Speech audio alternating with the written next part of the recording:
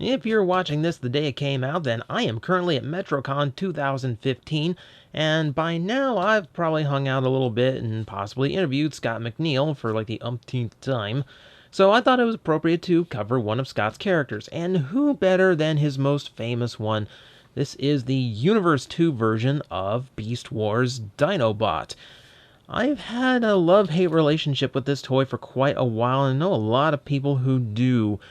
I think maybe because of the high expectations that come with being one of the most popular characters in Transformer history, but I don't know. It might just be because there are some actual downsides to the toy. We will take a look at that. Of course, it is a Velociraptor of the Jurassic Park type, so no feathers, no vestigial wings or anything like that. It's just a really long, lanky lizard. That could probably eviscerate you. But beyond that, just a lizard. And he's not a bad mold. I like the detailing here. They obviously went through a lot more lengths to get the sculpting right and make it more accurate as that style of raptor, if they did or did not have feathers. But this is how they were in 1995-6, so we're gonna go with it. I'll give you a close-up look now, and you can see along the skin there's so much detailing there just to get that leathery kind of reptilian look. It's really nicely done, and it goes over all the surface areas. They really didn't skip out. Even this part right here on the neck, which really kind of unnecessary because it's really just a piece that'll get hidden away during transformation. But you can see they went all out creating the molding for this, giving it a more realistic feel and look. That's kind of neat. It actually feels kind of reptilian just to the touch. They went all out, and I appreciate it. As far as other molding details, well, they remembered the claws. Big raptor claws. Ignore the robot mode feet clearly hanging off the back of said claws. That's the one downside to making a raptor. There's really not a whole lot of room to work with, especially when his robot mode has so many new parts showing as far as the TV show model is concerned. If I'm going to bring up anything that's a downside to it is, well, honestly, there's a few downsides going on here. The most obvious is these really aren't Dinobot's colors. He's supposed to be a much richer shade of brown with much lighter shades of striping. It's bizarre. When we get to robot mode, I will show you exactly why they went that route. I'd also point out the head, which looks not a whole lot like he did in the show. And that's really detrimental because in the show model, his beast mode head, because we saw it so often, actually had a lot of personality to it, and I really wanted them to sculpt that well. But as far as I can tell, they didn't even make the eyes accurate to the show. So that's something of a letdown. I guess we can talk articulation. He is a beast toy, so he does have jointage here. Absolutely nothing in the tail, so don't worry about that. He does have ball-jointed hips, which can move around. It is restricted by some of his beast mode parts, though. And of course, any moving will expose some of the robot mode bits. The knee, not a whole lot of range. The nicest part is the ankle tilt, which is ball-jointed, so lots of movement there. And of course, the robot mode foot on the back is also ball-jointed, so you've got 2 points of retaining balance on a figure. So if any pose you can get him in, he will be able to stay in. The arms also rotate up and down, and they are a softer plastic, so little worry of breakage. And the mouth does open up. I wish the tongue was painted, because that really just kind of sticks out when it's not. Well. So overall, not bad. I'd prefer something more show accurate to It's kind of weird now that I think about it, because it's not show accurate, but it's also not accurate to what a real Velociraptor looks like. It's kind of trying to be realistic to what a Jurassic Park raptor looks like, I guess. So as realistic as a CG movie gets.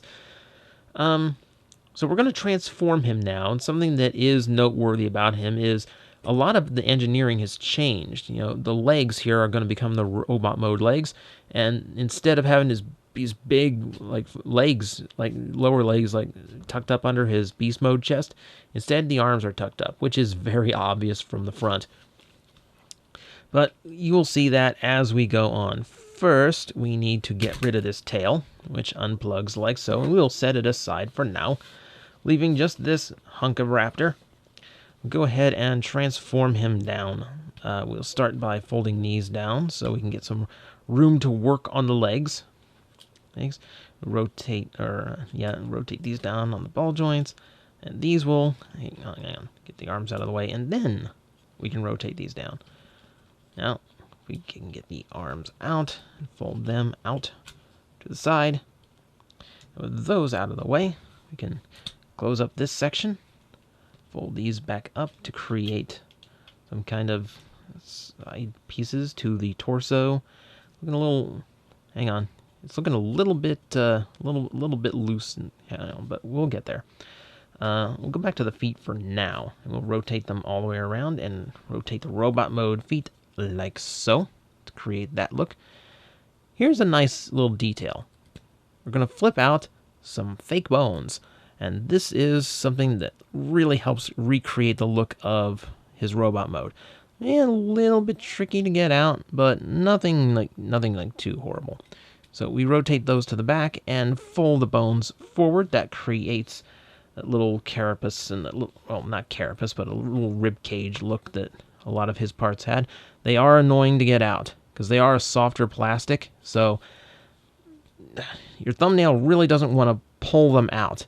Or rather, they don't want to come out with your thumbnail. They just want to stay in there, mocking you, while all your YouTube audience laughs at you because you were getting outwitted by a stupid piece of plastic bone. And I hate this. Come on, get out of there.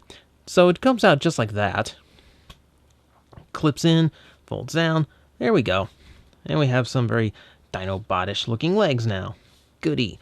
So we'll go back up to the head. We'll get these out of the way, just to hide them away.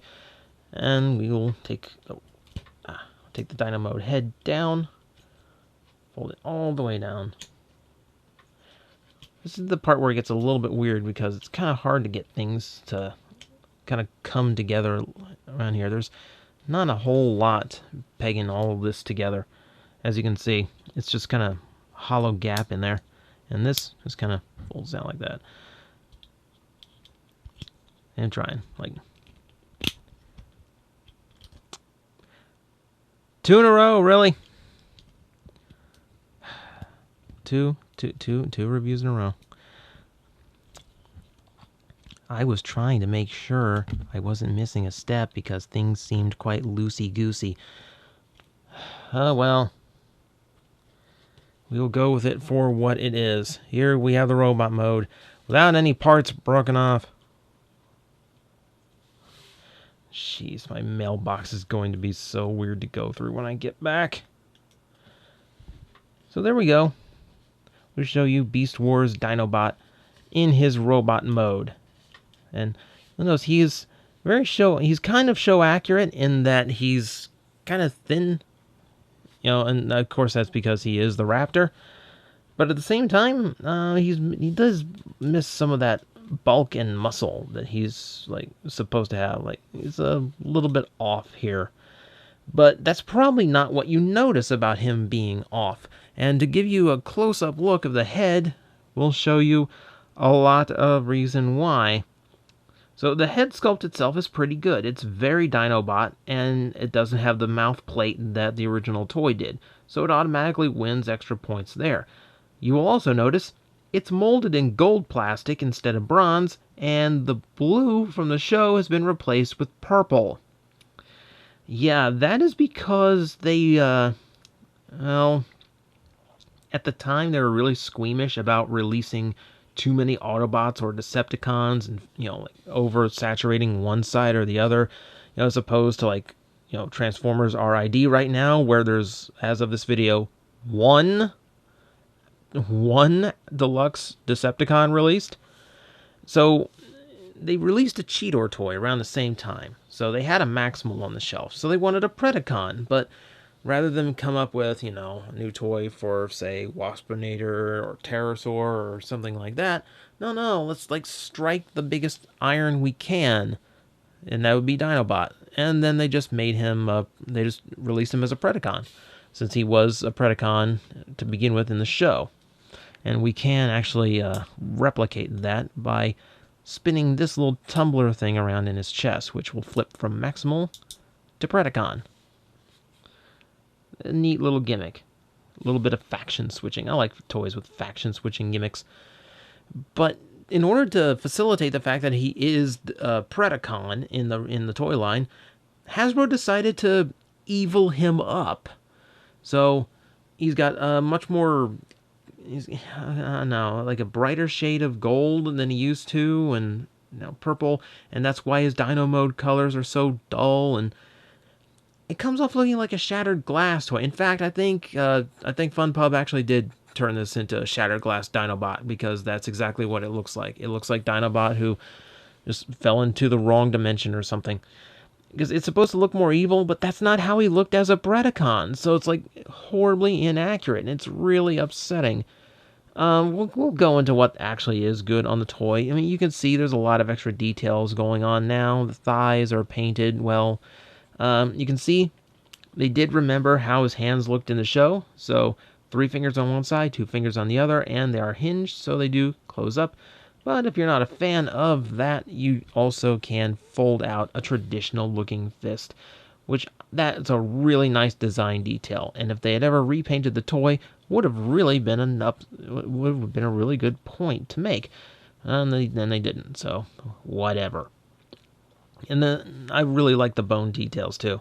Now they added them here as well, and of course down on the legs. Really gets across some of that Dinobot aesthetic. That much I like. For articulation, the head is ball jointed, though very restricted because of all the shell around it. Ball jointed shoulders, bicep rotation, 180-degree elbows, which means he has that floating elbow hinge look that I really don't like, but we have to take sometimes. Nothing in the waist. Very, very nice hips. The knees, pretty much the same story as before. They're very restricted. And the ankles, same story. Ankle tilt, but also a tilt of the foot. So he has a lot of potential for balance in his poses.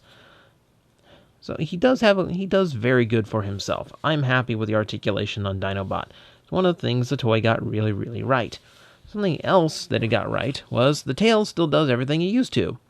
Not quite the same way, though. We can fold it out, and then, yeah, you'll notice it folds out 3 ways now, and then we can fold the other tail down, and yeah, that's not how the spin blade works, but okay. It's also kind of creepy, because it's got this, like, inner spinal thing with a bunch of veins coming out. It's kind of oogie. And then we have a missile in the form of Dinobot's sword, which is noticeably very short, but the shape of the spinal sword is right there. Now this does fire off. The release button is in the back, but as usual with these reviews, I refuse to launch a missile during a review, because every time you do and the missile flies off to some direction you're not looking, Scott McNeil fires it out of the air with a can of spray cheese and inhales it in one bite. It's frustrating. It's an easy way to see him. Try it sometime if he never tours your area for cons. Don't do that, it won't happen. But you can see, yeah, you kind of have to switch it over for, oh, man. It's been, jeez, hang on. We're going to need the actual fist here. If we can connect it up. This thing connects, like, really weird, so bear with me. Because it doesn't connect on, you don't, like, normally just peg it in. It actually it's actually kind of a clip function all of its own. And hope the jointage is good enough to hold it. I will say, fingers actually can hold the sword, at least well enough to not drop it. But in his hand, you can see, yeah, that is really, really, really dinky. So that's kind of a drawback. So unfortunately, the weapons just did not come out very well. Neither one is very accurate to how they're supposed to look, toy or show-wise. But at least you have them. Okay, so you got some gimmick to the toy. You've got some accessory features. Okay. But, they tried. You could tell they tried really hard on this release. It's just so hard to engineer the Raptor in. I'm actually kind of fine with the toy. The problem is that deco, because it looks absolutely nothing like any Dinobot ever. And the sad thing is, aside from the fact they've never released this, I mean, come on, there's a Rat Trap now, 2-pack these guys. The disappointing thing is, Takara got it right. Their Dinobot is beautiful. It's dead accurate to the show, even in beast mode. And it's also absurdly expensive to get, and I've never had the chance to own one, so that's really frustrating. So we're stuck with this unless Hasbro or FunPub decides to actually make a maximal version of it.